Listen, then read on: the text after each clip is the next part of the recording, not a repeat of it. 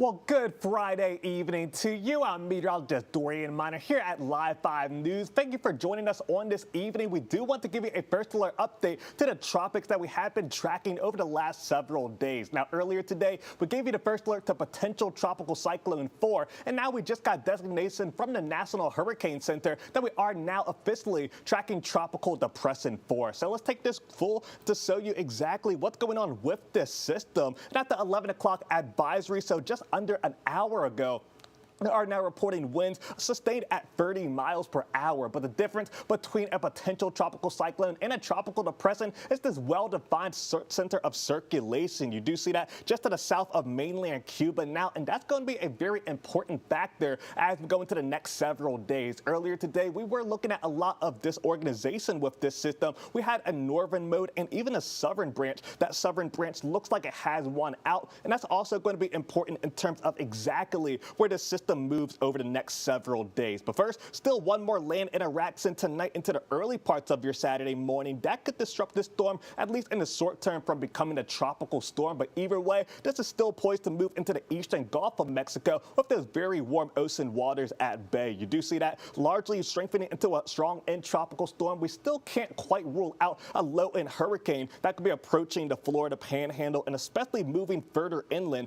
as we go into the rest of the weekend. But I don't think that's going to be as big of a concern here across the low country as we are tracking that moving over land across portions of Georgia and South Carolina, of course, as we go into the next several days. But do note a stark difference from what we saw earlier today, and notice that very slow trend that we have seen, at least in the latest model runs. I'll get to that in just a moment. But now we are factoring in the system much closer to the low country for a little bit longer, so more importantly for those rain chances. But that also gives us more of an onshore flow for a longer period of time, which actually does play a large factor in some coastal flooding that we could see within the next several days. Now, we do want to go step by step in terms of what these forecasted tracks are.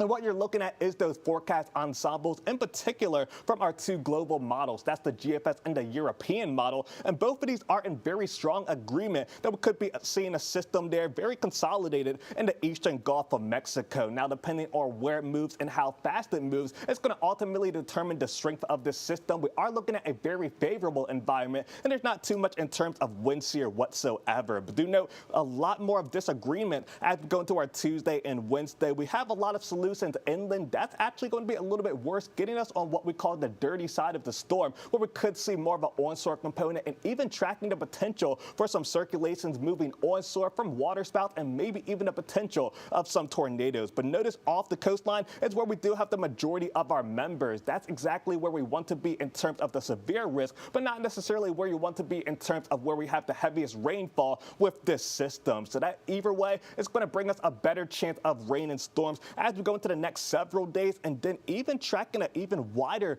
array of possibilities as we go into the middle of the week. That's why the National Hurricane Center has slowed this system down, and either way tracking that across the Carolinas as we go into the middle and later portions of the week. So rainfall, of course, as I mentioned, has been the biggest factor with this system. We're going to first take a look here at the GFS model, still indicating several inches of rain along the coastline. And notice even across Charleston up towards the Georgetown County's coastline, we could actually be looking at rainfall amounts in excess of 5 inches. Either way, depending on where the center of circulation moves, we'll still be tracking less rainfall, especially out towards the I-95 corridor, and that's a place where we certainly need the rainfall. We still have extreme drought conditions across portions of Clarendon and Williamsburg County, but the heaviest rainfall is where we do have that lower end drought across much of the region. Now notice a big difference here from the European model. This model has consistently been on the slower side. Also, it has been on the weaker side, but either way, you do know a very strong possibility of those higher rainfall totals near the coastline and even out towards the I-95 corridor, depending on how the system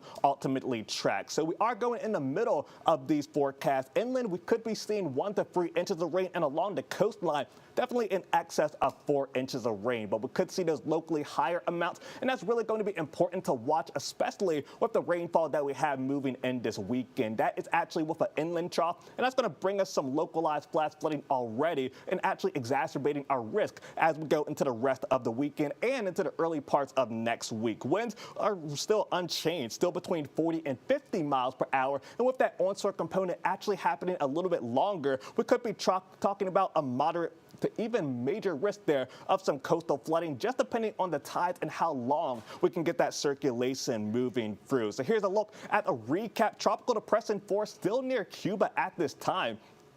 Do notice that over the next several days, heavy rainfall actually will be the primary threat, especially for some of our coastal communities. Ghostly winds are still a possibility. Coastal flooding will also be a possibility. So now is the time to prepare for any impacts that we may have here across the low country. But there are still changes that we could see in terms of the timing of this system. We have saw that very significant slowdown, at least over the past couple of model runs. In the position, while it is unchanged at this time, we could be looking at additional changes as we start to get a better understanding of the steering pattern that will be governing this system as a whole. And even with the strength of the system, that in itself can cause some more possibilities to occur. So now is the time, of course, to get your preparations in order. If you do need to go to the store tomorrow or Sunday, make sure that you do that and just make sure to have the Live 5 weather app handy, as we'll have more information more often to get you through the next several days. Also will be very useful as we get those storms moving through tomorrow. So go ahead and scan that QR code. If you're already on Facebook, make sure to download live5news.com/hurricane for all of the latest information. And we do have tips on how to prepare for the rest of hurricane season. But for now, I'm meteorologist Dorien. Hope you have a great night and stay safe this hurricane season.